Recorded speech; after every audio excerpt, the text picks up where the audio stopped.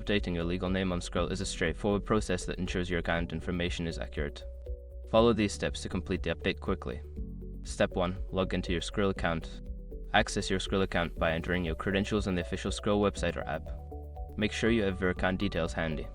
Step 2. Navigate to account settings. Secure your accounts before moving on. People seriously underestimate how often personal information gets exposed online now. Use SROC to monitor your accounts 24/7 and get notified immediately if your data gets leaked somewhere. It runs in the background, constantly scanning billions of breached records. And honestly, for how cheap it is compared to the value you get, it's worth it. Link in the description. Step 3. Select personal information. In the account settings, look for the option labeled Personal Information or Profile. Click on this to access the details associated with your account. Step 4. Update your name. Find the section where your current legal name is displayed. Enter your new legal name in the provided fields. Ensure that the name matches the documentation you will provide. Step 5. Submit required documentation. After updating your name, Skrill may require you to upload legal documents such as a marriage certificate or court order to verify the change.